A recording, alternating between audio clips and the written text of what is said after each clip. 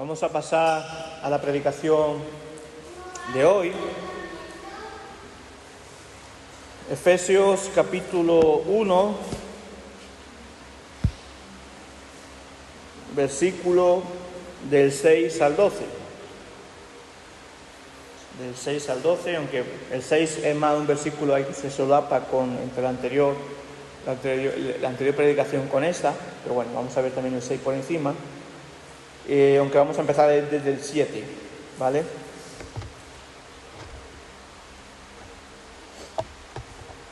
Dice la palabra del Señor: en Él tenemos redención por su sangre, el perdón de pecados, y esto es posible por la riqueza de su gracia, que derramó abundantemente sobre nosotros, llenándonos de toda sabiduría y entendimiento. Él, porque así lo quiso, nos dio a conocer el misterio de su voluntad que de antemano tenía establecido, para llevarlo a cabo cuando se cumpliera el tiempo señalado, reunir en Cristo todas las cosas, tanto las que están en los cielos como las que están en la tierra. En Él, asimismo, participamos de la herencia, pues fuimos predestinados conforme al propósito del que hace todas las cosas según el designio de su voluntad. Así nosotros, los primeros en poner nuestra esperanza en Cristo, nos convertimos en alabanza de su gloria. Oremos. Señor, Rey de la Gloria, te damos gracias por tu palabra, te damos gracias por tu amor, gracias, Señor, porque podamos, Señor, entender lo que tú nos quieres decir, Señor, que nos despojemos de toda filosofía lejana a ti, Señor, para que tu sana doctrina, tu palabra, sea llenándonos de corazón. Sobre todo, porque esto hace llenarnos de gozo, de paz, y sobre todo porque a ti, por encima de todo, te glorifica, Señor. Gracias, Señor, y te pedimos en el nombre de Cristo Jesús. Amén. Bueno, el domingo pasado tuvimos la visita del pastor Fran Benoy, que incluso habló un poco de redimir también, de lo que significa redimir, de lo que es una esperanza que tenemos, bienaventurada esperanza que hemos sido redimidos. Y seguimos con la serie de la carta de Pablo a los Efesios.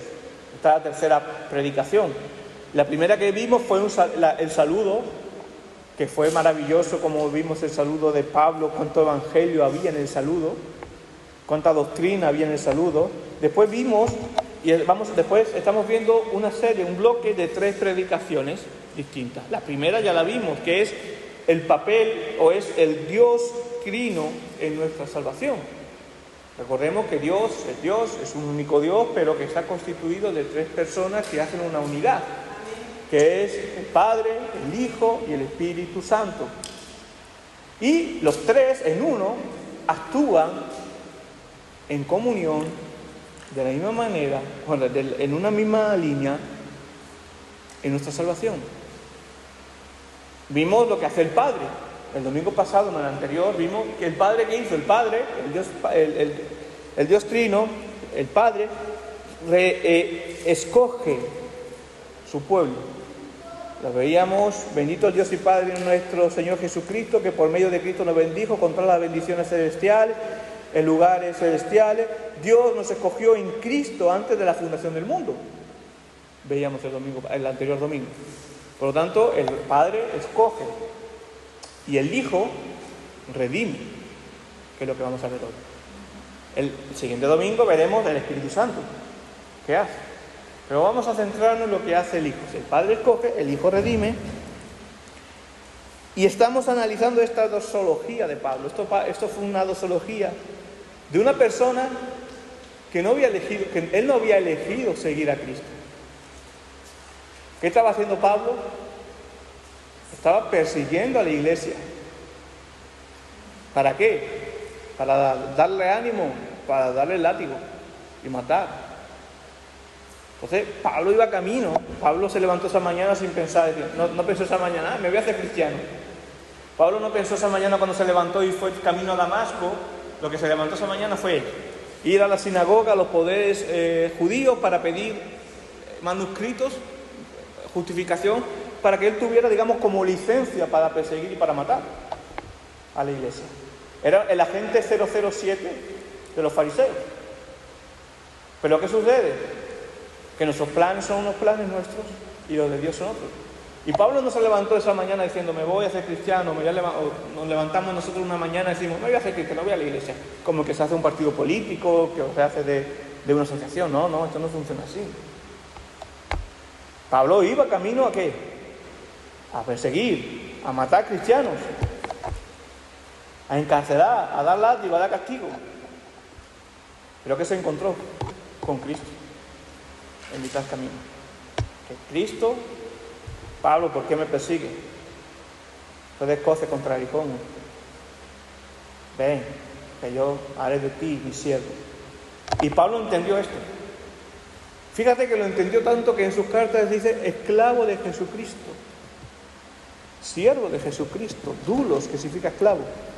No solo entendió esto, sino que él mismo en esa carta de Pablo a los Efesios, hace esta dosología, diciendo las salvaciones del Señor. Yo no hubiera sido cristiano si hubiera salido de mi mente, porque no eran tampoco popular. Pablo pasó de ser perseguidor y ser macho alfa, por llamar de una manera, una máquina, un ejemplo para su grupo, su sociedad, a ser perseguido, a ser enemigo de su propio pueblo. Por lo tanto, yo creo que nadie en sus cabales humanos, elige esto: ser despreciado, ser perseguido.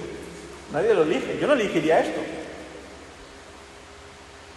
Pero eso es lo que trae la salvación. Claro, pero obviamente estamos hablando de la parte fea de la redención, de la salvación, de la elección. Pero qué bendición tan grande ser cristiano. Ser cristiano. Y Pablo lo entendía perfectamente, y Pablo hace esta tremenda doxología, dando a entender que la salvación, enseñando que la salvación es del Señor, que el Padre, el Hijo y el Espíritu Santo es el que nos libera, es el que nos hace, es el que nos escoge, es el que nos redime, es el que nos arrastra, es el que nos sella. Y eso es algo muy bonito. ¿Sabes por qué? Y muy bueno para nosotros, como lo que he dicho antes. Porque sabiendo que esto es de Dios, es seguro. Si Dios te ha dado la salvación, Dios no te la quita. Dios te la da de una vez, para siempre. Porque el amor de Dios está por encima de nuestras fronteras mentales. El amor de Dios está por encima de nuestro pecado. Obviamente, Pablo, cuando se encontró con Cristo, Cristo lo salva, Cristo lo redime, y Pablo no siguió haciendo la misma vida que hacía antes, que no. Pablo no seguía persiguiendo cristianos. Pablo no seguía llamándose fariseo. Pablo no seguía jactándose de lo que sabía de la ley y de todas estas cosas. No. Quien tiene un encuentro con Cristo, hasta Pablo le cambió el nombre.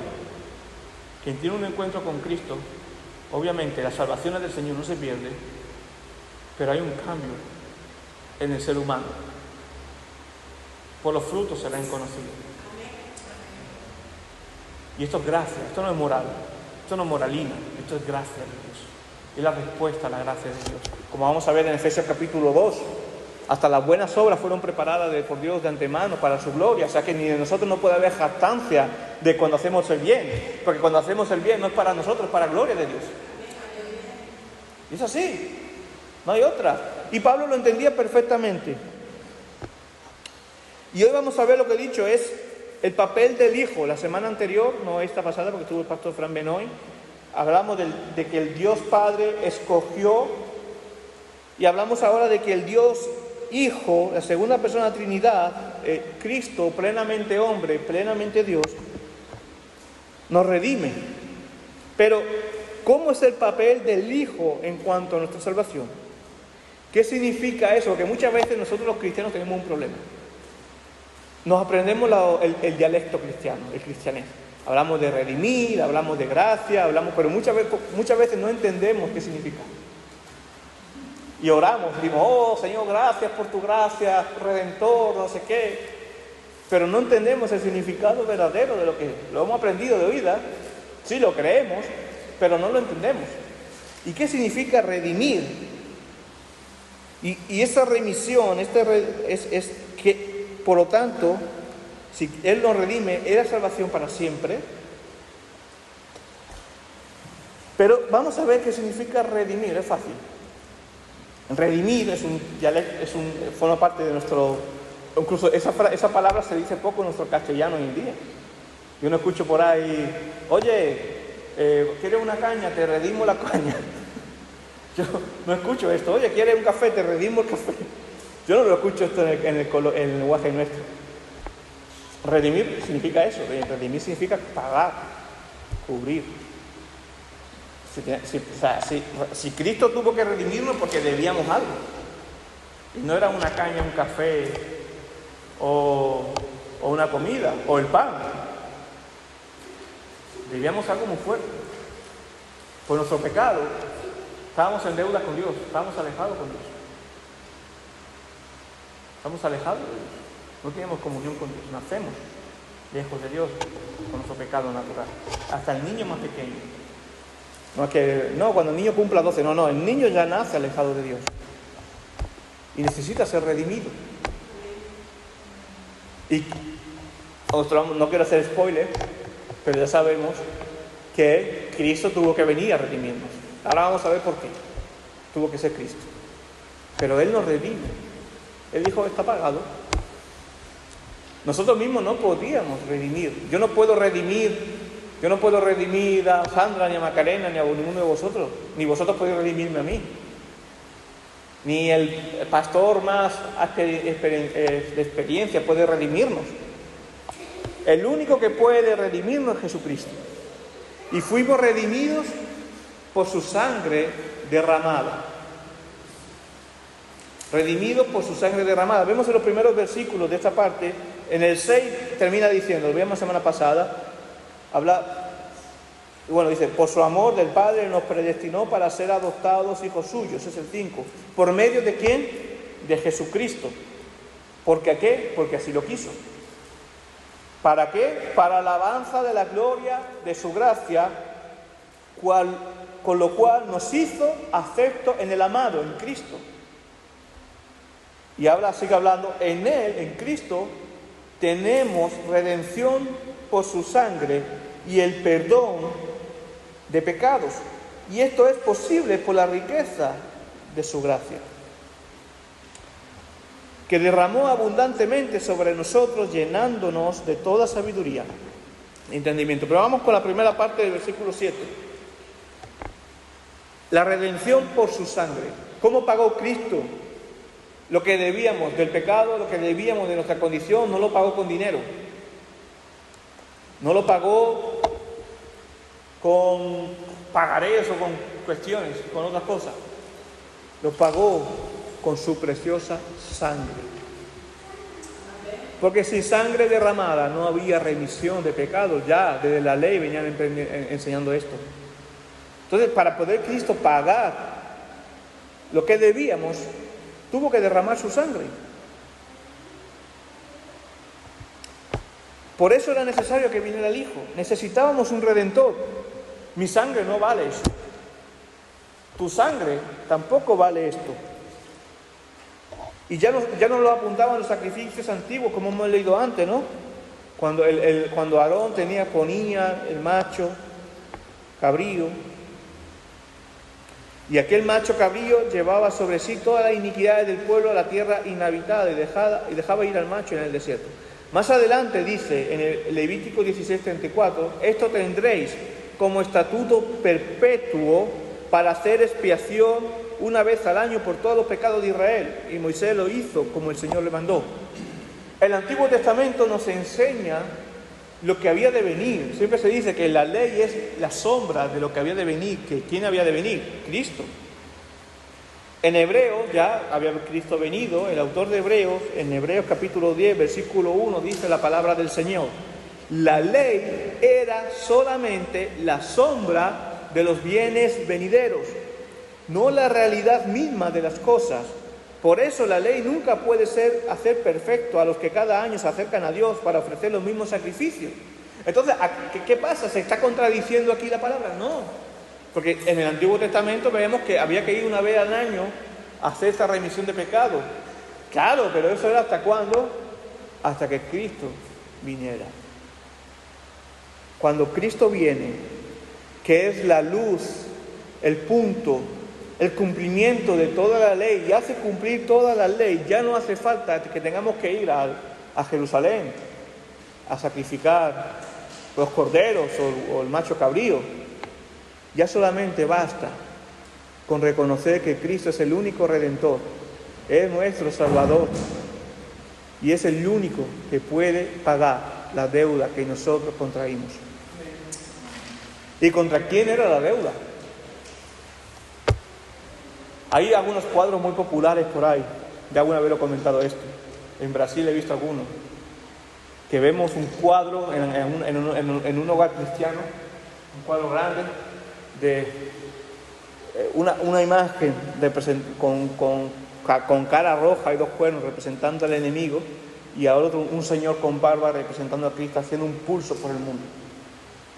Y muchas veces tenemos la concepción de que Cristo tiene que pagar al diablo la deuda, y no. ¿Contra quién era nuestra deuda? Contra Dios, por nuestro pecado. ¿Por quién? ¿Quién recibe? ¿Qué recibe Cristo en la cruz cuando está diciendo consumado es? Ahí está diciendo, está todo pagado ya. Está así en la cruz y dice, estoy redimiendo a mi pueblo. ¿Qué recibe Cristo ahí? La ira de Dios.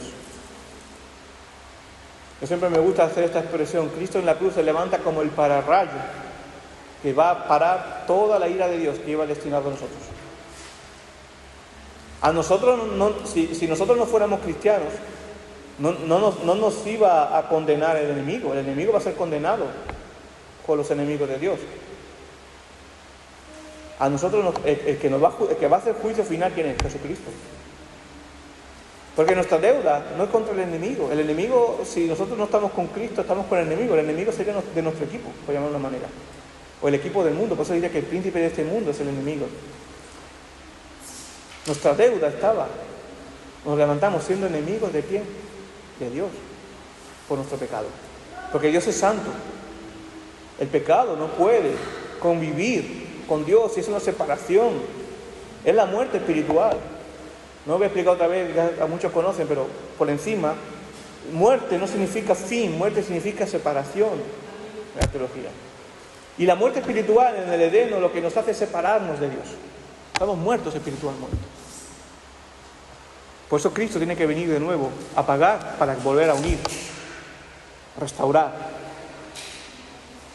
Y Cristo paga la deuda que nosotros debíamos a Dios por nuestro pecado.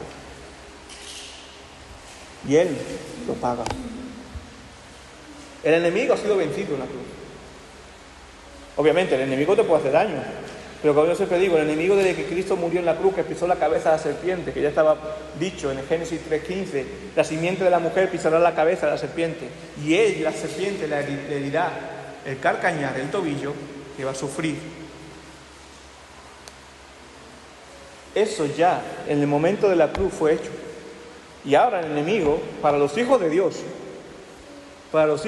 John Bunyan, el escritor del El Peregrino, un libro del siglo XVII, lo explica muy bien en sus palabras.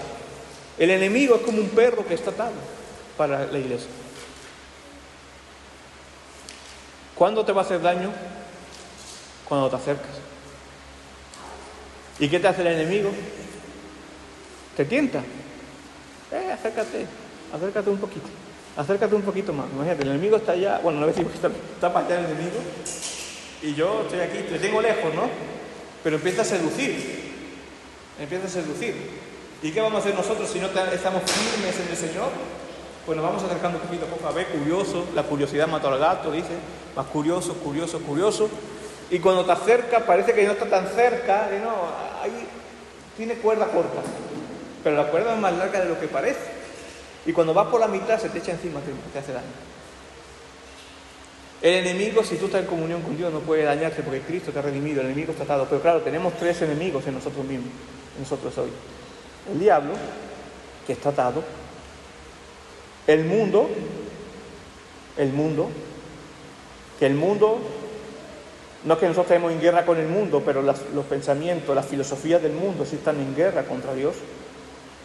El mundo te va a querer seducir. Pero ¿qué dice el Señor? Yo he vencido al mundo. Entonces, si nos dejamos seducir por el mundo, es porque nosotros no estamos con fe suficiente o aferrados en las promesas del Señor y nos dejamos llevar por el mundo. Por lo tanto, a mí el enemigo del mundo, con respeto, pero no me da tanto miedo. Pero hay un enemigo peor, más sutil. ¿Sabes quién es? Te pondría un espejo y te diría, ahí lo tienes. Tú mismo. Nosotros somos nuestro peor enemigo. Nuestra carnalidad. Y eso sí me da un poquito de miedo. Porque el enemigo está atado, el mundo está vencido. Nosotros estamos redimidos, sí. Pero ¿sabes qué sucede? Que a veces la cabra tira para el monte.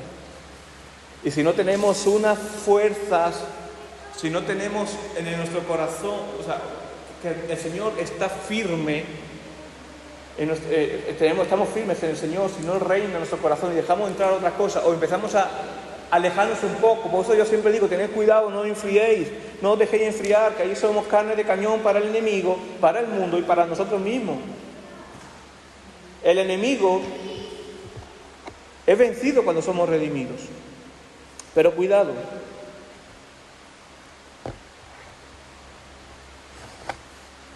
Por eso, hermano, era necesario que Cristo viniera a derramar su sangre por nosotros. Imagínate todavía si ya somos redimidos, aunque no somos perfectos ni glorificados, ese es el problema. Imagínate si ya somos redimidos, que todavía hasta nosotros mismos podemos hacernos daño. Tan importante tener claro quién es nuestro Redentor y tener claro la confianza que debemos tener y la fe en las promesas de la salvación.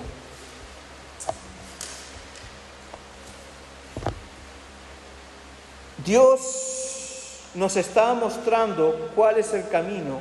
Necesitábamos la sangre inocente. Porque, vuelvo a decir, ¿quién hay inocente entre nosotros? Nadie. Solamente podía ser una sangre inocente. ¿Y quién es el único que no tenía pecado? Cristo. ¿Quién es el único que era? ¿Y por qué Cristo se tuvo que, siendo Dios, se tuvo que encarnar? Precisamente para ser hombre. Para poder cumplir los requisitos que se necesitaba para pagar el precio. Tenía que ser un hombre. Pero no un hombre cualquiera. Si fuera un hombre cualquiera estaría con pecado. Tenía que ser un hombre diferente. Un hombre que no tuviera pecado. ¿Y quién es el único hombre que no puede tener pecado? También un Dios. Plenamente hombre, plenamente Dios. Por eso Él viene y por su gracia fue posible. Su sangre nos hace limpiar, nos hace limpio de todo pecado. Si reconocemos su obra y su señorío en nosotros, reconoceremos también, obviamente, nuestro pecado y nuestra necesidad de Salvador. Y miraremos a Cristo. Y esto fue posible por su gracia. Hemos leído, versículo 7. En Él tenemos redención por su sangre. Él dijo, está pagado. Y el perdón de los pecados, al estar pagado, con el arrepentimiento, hay perdón de los pecados. ¿Y esto por qué es posible entonces? ¿Por qué se hizo posible esto? Por su gracia, por la riqueza de su gracia. Y esto fue uno de los temas de la Reforma. Sola gracia, sola gracia. Sola gracia significa solamente por gracia, no por obras, para que nadie se gloríe, como veremos en Efesios capítulo 2. Solamente por la gracia y no por obras. Lo quiero decir literal para que veáis que es palabra de Dios, Efesios 2, 8, 9, que en unas semanas estaremos viéndolo.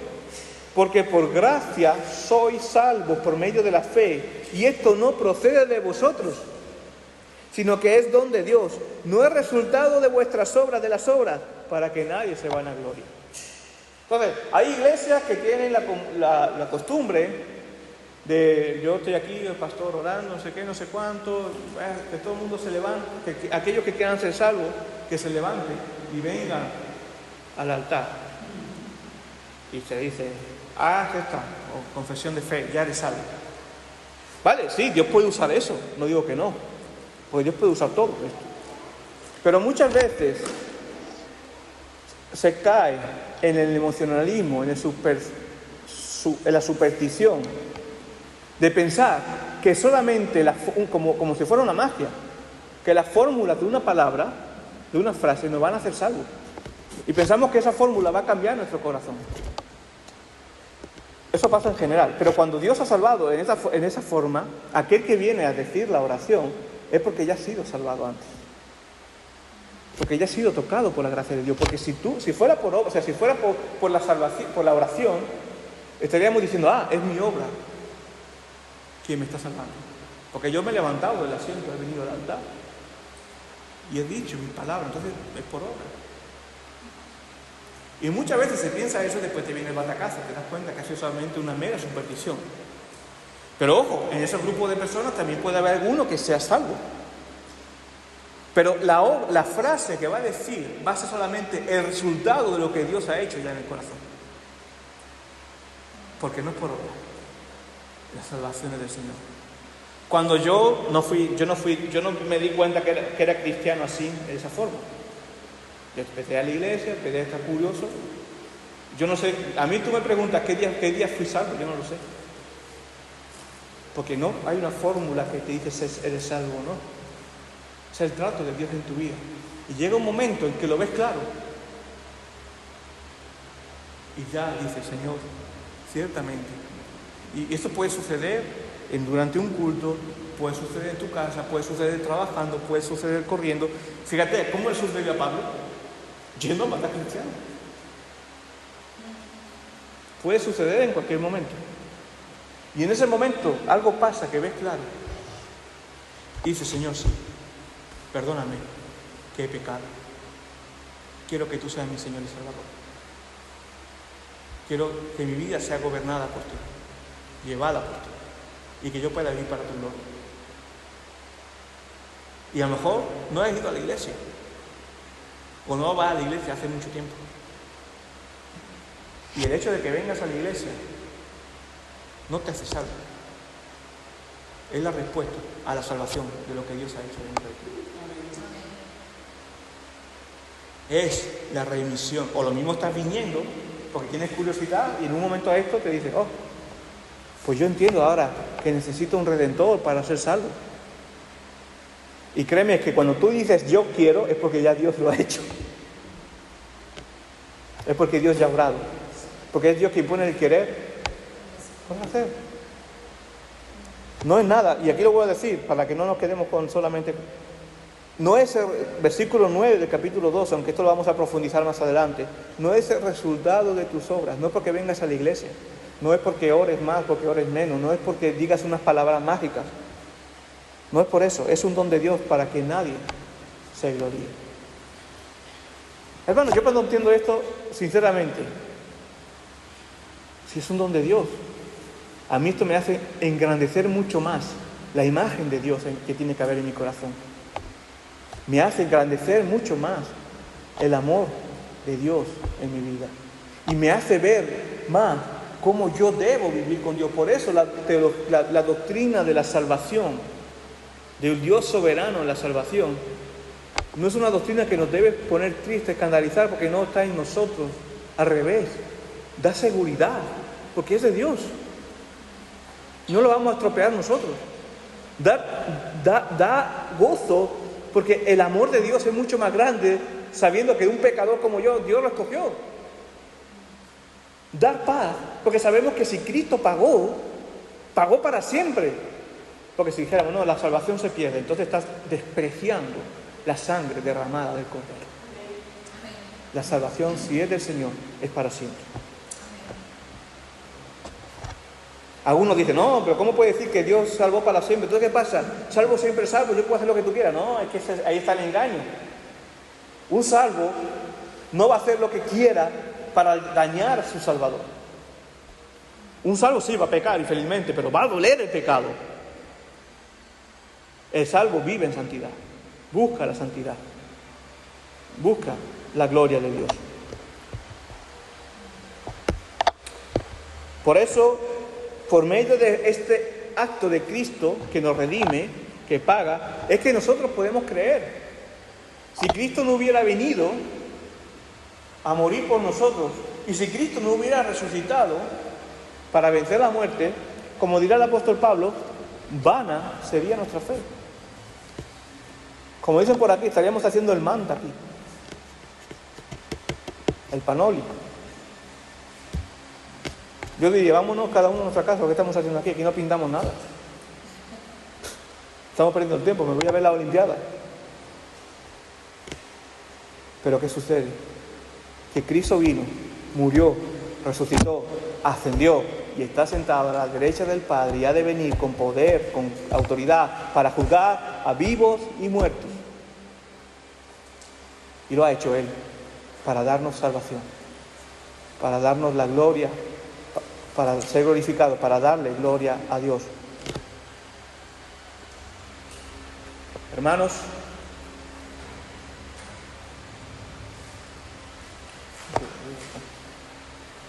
Dios nos ha dado esto. Y gracias a esta entrega de Cristo por nosotros es que podemos creer.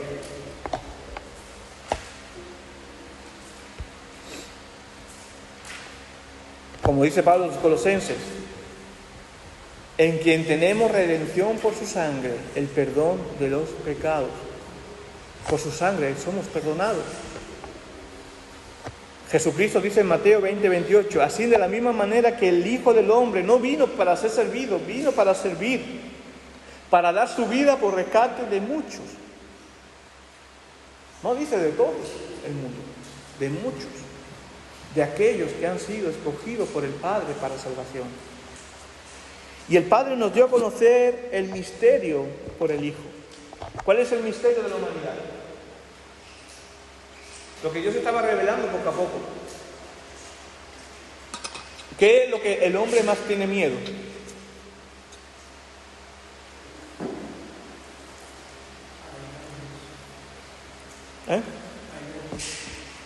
Sí, pero el hombre en general, porque el hombre, si no cree, la muerte. La muerte, todo el mundo tiene miedo de morir. Y sobre todo si lo haces sin fe, es una locura. Cuando uno piensa que está cercano a la muerte alguna vez, y lo ha estado alguna vez, puede pensar, madre mía, ¿cómo estaría yo viviendo esto si no fuera por la fe? O cuando ha visto a un familiar fallecer, que está en la fe. Porque también eso es un consuelo para los que se quedan. Una esperanza. ¿Qué es lo que más tiene miedo el ser humano? La muerte. ¿Qué es el misterio? Bueno, porque después la ciencia ha avanzado, hemos podido vivir más años. Yo, si hubiera vivido hace 40 años, yo no estaría aquí, me hubiera muerto con lo que tenía de la apendicitis. Pero mi abuelo murió hace 60 años de eso. Igual. Pero ¿qué diferencia? La ciencia ha ido evolucionando, va mejorando, pero hay algo, un misterio que no se puede luchar contra ello, que es la muerte. Podemos vivir más, pero la muerte no se puede remediar, humanamente hablando. Pero hay una forma que sí, y Dios nos lo ha revelado.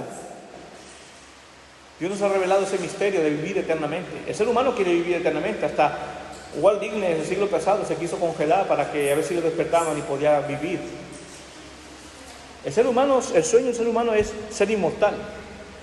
Pues yo te digo que hay una forma de ser inmortal. Quizás mejor como el mundo lo espera, pero hay una forma de ser inmortal. Fíjate, el versículo 9 dice... Él, porque así lo quiso, otra vez, vuelvo a enfatizar, porque así lo quiso, es la soberanía de Dios. Nos dio a conocer el misterio de su voluntad. Nos dio a conocer el misterio de su voluntad, que de antemano tenía establecido. Vamos a quedarlo ahí. Otra vez vuelvo a decir, porque así lo quiso, revelarnos este misterio, la vida eterna, la eternidad, la inmortalidad, desde antes de la fundación del mundo. ¿Por qué? Porque así lo quiso. Y nos lo dio a conocer por medio de Cristo. Pero ¿cuándo tenía pensado salvarnos? ¿Cuándo tenía pensado escogernos? Desde antes de la fundación del mundo, dice, desde antemano establecido. Y aquí hay dos palabras importantes que quiero... Mira, vais a aprender un poquito griego, porque el original del Nuevo Testamento está escrito en griego. Y tenemos dos tipos de palabras para voluntad, que se traduce como voluntad, pero es la palabra slema, significa también determinación, elección, alternativa, decreto. Es Dios. quien decide esto por determinación antes de la fundación del mundo. Y después tenemos otro por el beneplácito de su voluntad, beneplácito, eudokia, que significa deseo, propósito. El Señor tenía el deseo, porque lo quiso Él, porque Él lo decreta, de que tú y yo, en pleno siglo XX, bueno, final del siglo XX alguno, siglo XXI, conociéramos a Cristo, fuéramos salvos. Y esta palabra de beneplácito la encontramos también en Lucas 12:32, que lo hemos visto antes. No temáis, pequeño rebaño, porque es su voluntad de vuestro Padre daros el reino. Iniciativa suya. Y también lo vemos en Romanos 8:28. Y sabemos que a los que aman a Dios, todas las cosas le ayudan a bien, es decir, a los que son llamados conforme a su propósito, conforme a su deseo. Y el propósito de Dios en tu vida es el plan de Dios. ¿Cuál es el propósito de Dios para aquellos que han sido salvos? Que te amó, te libertó, hizo y está haciendo una historia de amor para ti, que no termina aquí, en esta vida. Y esto fíjate, esto ya estaba pensado antes de la fundación del mundo. Qué amor tan tremendo.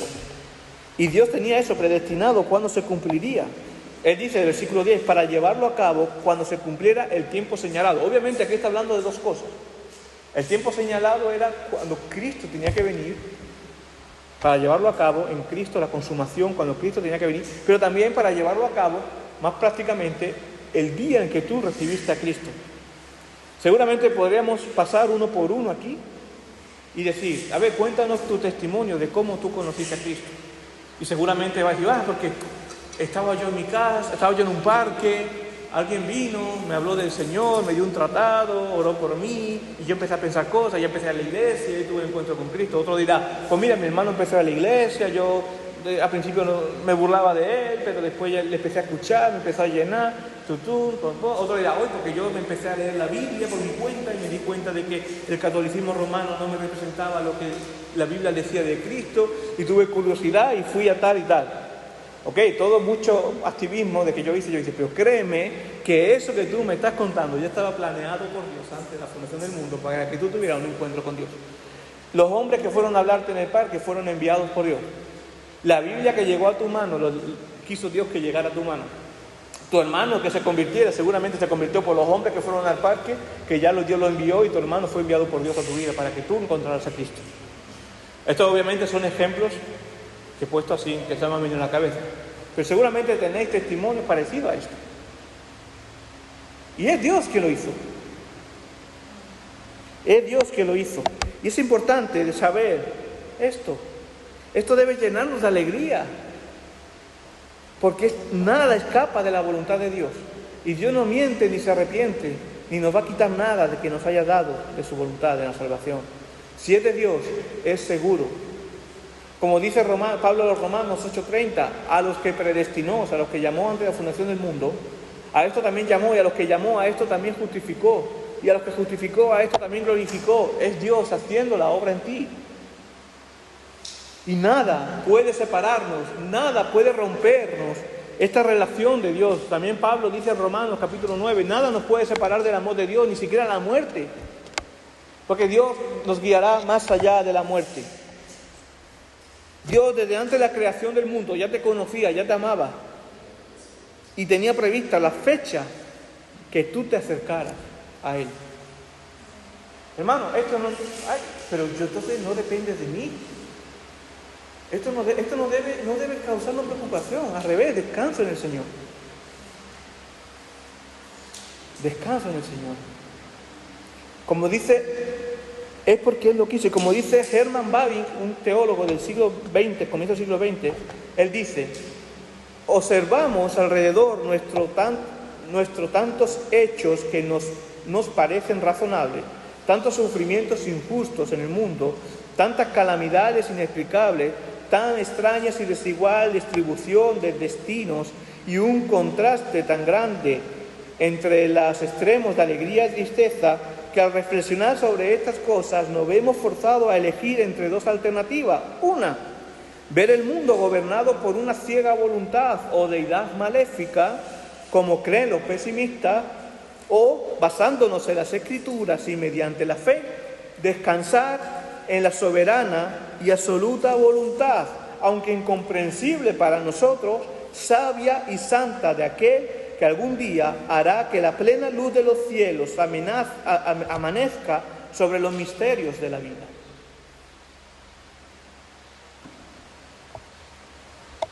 Ahora mismo es mejor pensar que por encima de lo que vemos está Dios, soberano, sosteniéndonos con sus lazos de amor.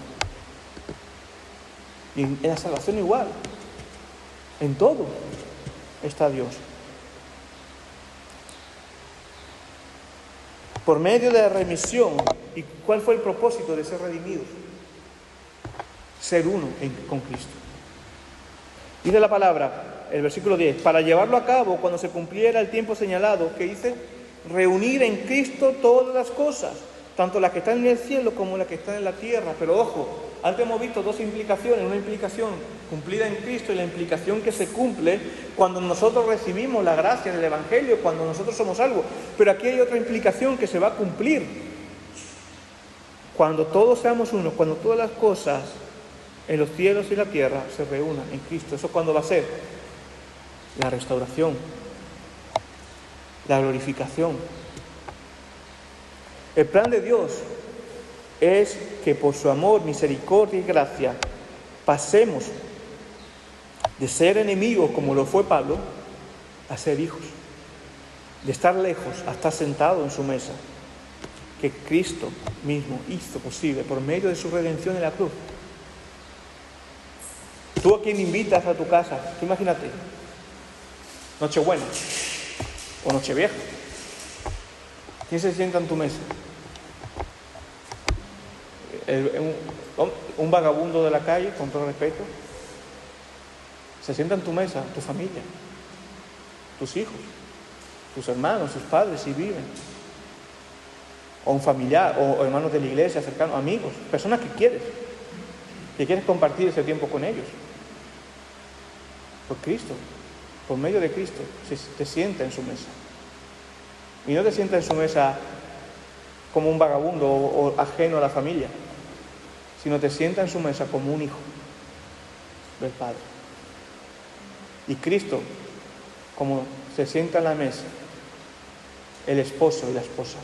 Tú eres la esposa, la iglesia, la esposa, en las bodas del Cordero. No vas a tener una invitación allí al final de la mesa. Cuando nos sentemos en su mesa, en la boda del Cordero, seremos la iglesia, su esposa. En esa intimidad de ser uno con Cristo. Una intimidad espiritual, pero llena y plena a la vez. Eso es una de las consecuencias de ser redimidos. Redimidos, ¿y por qué somos redimidos? Ya hemos dicho, pero esto es una forma buena de ir concluyendo. Redimidos porque Dios lo quiso así, porque Él lo predestinó. En el versículo 11 y 12 dice, en Él, asimismo, participamos de la herencia. ¿Cuál es la herencia? Esa bendición que Dios nos da de la vida eterna. Pues fuimos predestinados, y otra vez uso la palabra, conforme al propósito del que hace todas las cosas, según el designio de su voluntad.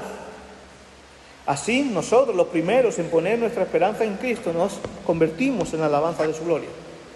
Esta herencia de la salvación, de la vida eterna, de poder ser sentado en su mesa, es una herencia posible porque fuimos predestinados por su voluntad.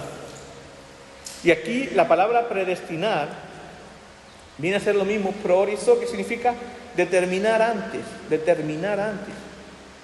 Limitar de antemano, o sea, elegir a algunos de antemano. Así como aparece en el original. Predestinados para ser redimidos. Hermanos, permitidme, esto resalta el amor del Padre, del Hijo y del Espíritu Santo. ¿Qué necesidad tendría Dios de esto? Yo muchas veces lo pregunto así en mis diálogos con Él. Señor, ¿qué necesidad tenías de salvarme? Si yo era un desgraciado, nunca mejor dicho, no tenía gracia. Estaba lejos, hacía cosas malas. No. ¿Pero qué tú pusiste esa curiosidad, esa cosa en mí? ¿Por qué me salvaste?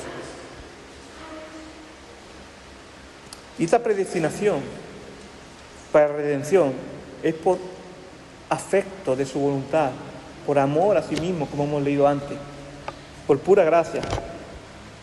Y no es porque viera algo bueno en Samuel o porque viera algo bueno en vosotros, sino porque Él lo quiso así. Analicemos bien el versículo 11. En Él asimismo participamos de la herencia, pues fuimos predestinados. ¿Pero por qué fuimos predestinados? ¿Con qué? Conforme al propósito, a lo que Dios quería hacer, del que hace todas las cosas. ¿Y según qué? ¿Qué factor le movió? El designio de su voluntad. Porque Él lo quiso así. El hecho de que yo pueda decir sí, amén al Señor, es porque Él puso el amor suyo en mí o en ti.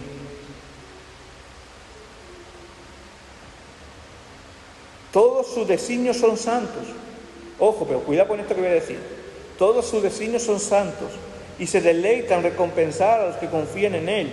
Pero ojo, el que la salvación sea del Señor no exime la responsabilidad humana ni el ejercicio personal de la fe. Estos jamás serán violados de forma alguna. Existe un amplio campo de acción. Existe un campo de acción para ellos dentro del decreto eterno de Dios. En esto podemos ver varios versículos en la palabra. Lucas 22:22, Hechos 2:23, Filipenses 2:12 al 13, 2 Tesalonicenses 2:13. ¿Qué quiero decir con esto? Sí, la salvación es del Señor. Pero hermanos, no somos autómatas. No somos autómatas. Debemos vivir vidas santas que glorifiquen a Dios y hacer ejercicio de la fe para el bien de los demás. Así, hoy podemos vivir para su gloria. Ese es el fin de la redención, la meta. No que nosotros seamos salvos solamente, sino somos salvos ¿para qué? Para vivir para su gloria. Dice el versículo 12: así nosotros los primeros en poner nuestra esperanza en Cristo, nos convertimos en alabanza de su gloria. ¿Y qué?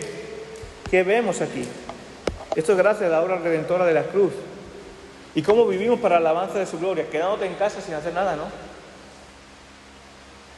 La alabanza de su gloria, para ser vaso de la esperanza, de la alabanza de su gloria, comienza por venir al culto, por vida de iglesia, por rendir alabanza al Señor, por tener devocional en casa, familiar o solo orando, tener esa comunión con Dios, vivir para su gloria. Si no, hermanos, yo no me reúno, no vivo en el culto, ya estoy desobedeciendo. Oye, faltar a una reunión de oración por cualquier motivo no es pecado, porque en una reunión de oración no se culto. Pero el culto, ahí comienza el regalo que Dios nos da, la respuesta al regalo que Dios nos da. Por eso el culto es importante. Faltar al culto, hombre, hay una fuerza, yo estaba en el hospital, no podía venir, por ejemplo, pero faltar al culto por una fuerza mayor, sí se entiende, Dios lo entiende, es que esa es la cosa buena, que Dios conoce tu corazón. Por ejemplo, hay motivos familiares que te impiden no estar, te impiden no poder venir, eso Dios lo sabe. Pero aunque no vengas, tener ese tiempo, ese domingo, en tu corazón, devocionar con Dios, poder leer las Escrituras, poder meditar un poco, darle la gloria al Señor. Pero faltar al culto por cualquier cosa, excusa, eso es pecado. Eso es pecado. Y debes arrepentirte, porque estás desobedeciendo al mandato de Dios, porque estás desobedeciendo, se está despreciando así la redención de Cristo en tu vida. Aquella sangre derramada, cada vez que tú decides hacer otra cosa, pudiendo hacer gloria a Dios, es como ensuciar esa sangre, querer ensuciarla. Es como, y permitidme que sea fuerte la palabra, pero a veces que sea así, es como escupir a la misma sangre cuando tú desprecias por otra cosa. Siempre hay que hacer fuerza mayor. Es importante, por eso, hermano, entender la redención. Es importante entenderlo. Hermanos, y esto es que podamos vivir como cristianos, es pura gracia de Dios. Dios trino es soberano en nuestra salvación. Como diría Jonás 1:20, las salvaciones del Señor. El domingo anterior vimos que desde antes de la fundación del mundo, el decreto de Dios eterno, el Padre eligió, predestinó a aquellos que han de ser salvos, a los que han de ser suyos. El Hijo viene a este mundo a mostrarnos el misterio de la salvación, a morir por ti, por mí, por aquellos que han sido predestinados antes de la fundación del mundo por el Padre, y ser redimidos para ser uno con Cristo. Y como veremos la semana que viene, el Espíritu Santo, en el llamado, nos arrastra con su amor, con sus cuerdas de amor, con su lazo, y nos sella para siempre, para que nada nos separe del amor de Dios. Hermanos, esto es el maravilloso regalo de la redención del Señor. Vivamos en consecuencia a ello. Que Dios bendiga su palabra.